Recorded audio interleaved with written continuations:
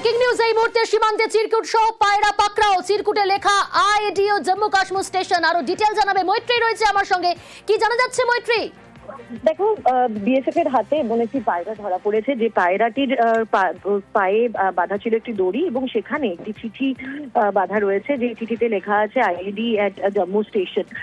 এই বিষয়টি সম্পর্কে বিস্তারিত খোঁজখবর নিতে শুরু করেছে জম্মু কাশ্মীর পুলিশ এবং কোন জায়গা থেকে দাঁড়িয়ে এবং এই সীমান্ত পার থেকে এটি কিসের ইঙ্গিত এবং এই পায়রা কোন নির্দেশ বহন করে আনছিল, এই সমস্ত কিছু কিন্তু খতিয়ে দেখা হচ্ছে এখন।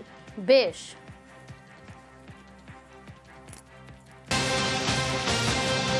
জামিন পেলেন নওশাদ সিদ্দিকী।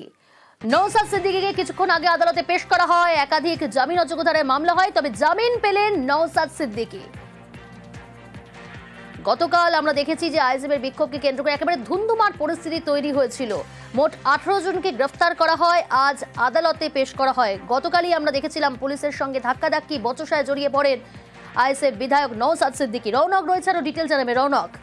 দেখো, একেবারে গতকালকে যে ঘটনা, নওশাদ সিদ্দিকী সহ মোট 84 জনকে গ্রেফতার করা হয়েছিল এবং আজ আদালতে তোলা হলে নওশাদ সিদ্দিকী সহ মোট 84 জনের 500 টাকার ব্যক্তিগত বন্ডে জামিন মঞ্জুর করে আদালত। এবং এই যে মামলা, সেই মামলার আগামী শুনানি 10 তারিখে, এমনটাই কিন্তু আদালতের তরফ থেকে বলে দেওয়া হয়। অর্থাৎ আগামী শুনানি 10/11/2025 এবং যাদেরকে গ্রেফতার করা হয়েছিল সকলকেই 500 টাকার ব্যক্তিগত বন্ডে আদালত জামিন মঞ্জুর করল। আর কোনো শর্ত দেওয়া হয়েছে রৌনক? তবে এখনো পর্যন্ত যে ঘটনায় তাদেরকে গ্রেফতার করা হয়েছিল, অর্থাৎ কর্তব্যরত পুলিশ কর্মীদের কাজে বাধা দেওয়া সহ আরো বেশ কয়েকটি মামলা ছিল, সেক্ষেত্রে এই 500 টাকার ব্যক্তিগত বন্ডে তাদেরকে জামিন দিয়েছে। এছাড়া কিন্তু কোন রকম শর্তের কথা এখনো উল্লেখ করা হয়নি এবং সেক্ষেত্রে যাদেরকে গ্রেফতার করেছিল সকলকে যে ব্যক্তিগত বন্ড 500 টাকার, তার বিনিময়তেই কিন্তু জামিন মঞ্জুর করা হয়েছে।